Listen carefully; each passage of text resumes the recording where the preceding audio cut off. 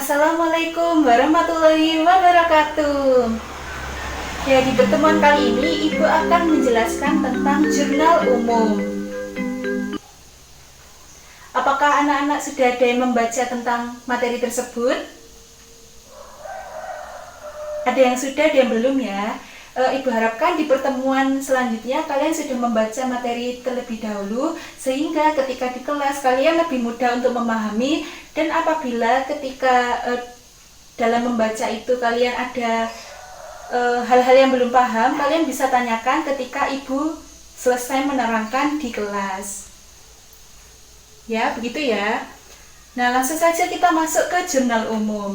Jadi, jurnal umum adalah sebuah jurnal yang dipergunakan untuk tempat melakukan pencatatan bagi segala jenis bukti transaksi keuangan yang muncul akibat terjadinya transaksi keuangan di dalam suatu perusahaan. Nah, transaksi ini biasanya terjadi dalam suatu periode waktu tertentu. Penulisan jurnal umum ini harus dilakukan secara kronologis dari waktu yang terjadinya paling awal sampai yang terjadinya paling akhir. Sebelum membuat jurnal umum, ada hal-hal yang perlu diperhatikan, yaitu yang pertama, nama akun, lalu yang kedua, nilai transaksi, dan yang ketiga, sisi pencatatan transaksi. Nah, ini untuk lebih jelasnya, bentuk jurnal umum. Nah, jurnal umum memiliki bentuk seperti ini ya. Jadi, pada bagian paling kiri terdapat tanggal, lalu di sebelahnya ada nama akun, di sebelahnya ada nomor akun, di sebelahnya ada debit, dan di sebelahnya ada kredit. Lalu kita ke penjelasan keterangan. Nah, yang pertama ya ini aset. Aset plus D min K ini maksudnya apa sih? Jadi, aset apabila bertambah di perusahaan, maka dicatat di kolom debit. Dan apabila aset itu berkurang, dicatat di kolom kredit. Lalu yang kedua ada utang. Nah, utang ini kebalikan dari aset. Apabila utangnya bertambah, dicatatnya di kolom kredit, dan apabila berkurang, dicatatnya di kolom debit. Lalu yang ketiga ada modal. Modal, terutama modal awal ya, apabila bertambah, ini dicatatnya di sisi kredit. Misalnya investasi awal di perusahaan. Nah, seperti itu.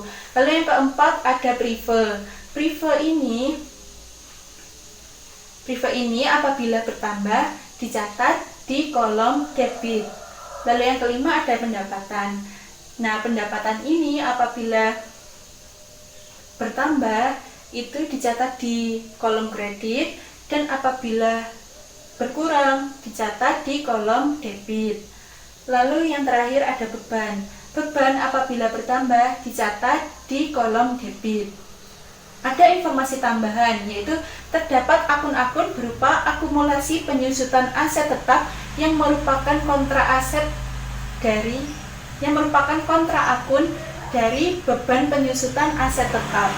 Nah, penyusutan aset tetap ini apa?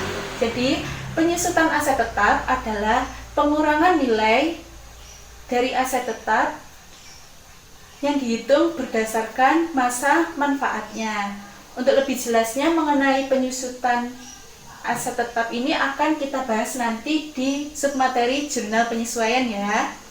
Nah, jadi ini penulisannya begini. Karena beban apabila bertambah selalu berada di kolom debit, maka beban penyusutan aset tetap ditulis pada kolom debit, lalu akumulasi penyusutan aset tetap ditulis di kolom kredit. Kita langsung masuk ke contoh soal. Nah, ini buatlah persamaan dasar akuntansi dari aktivitas perusahaan di bawah ini. Tanggal 1 Maret, Parmin membuka usaha jasa bengkel dan menginvestasikan uang sebesar 10 juta. Kita langsung lihat ke jurnal umum di bawah, tanggal 1 Maret. Nah, itu karena menginvestasikan uang sebesar 10 juta, maka ada uang yang masuk di perusahaan. Jadi, apabila kas bertambah, kita tulis di kolom debit sebesar 10 juta, lalu peralatan bertambah sebesar 5 juta. Jadi kita tulis peralatan di kolom debit sebesar 5 juta. Nah, karena ini merupakan investasi, jadi termasuk modal awal ketika pendirian perusahaan. Jadi, nah untuk kolom kredit kita tulis nama akunnya modal awal sebesar 15 juta. Lalu 3 Maret diterima pinjaman dari Bank Cihui sebesar 3 juta. Nah, karena ada pinjaman, jadi kas masuk ke perusahaan. Nah, ini ditulis kas pada kolom debit sebesar 3 juta dan utang bank pada kolom kredit sebesar 3 juta. Lalu pada tanggal 4 Maret dibeli perlengkapan bengkel berupa oli, gemuk, dan lain-lain sebesar 500.000 tunai. Nah, karena tunai berarti perusahaan mengeluarkan uang kan.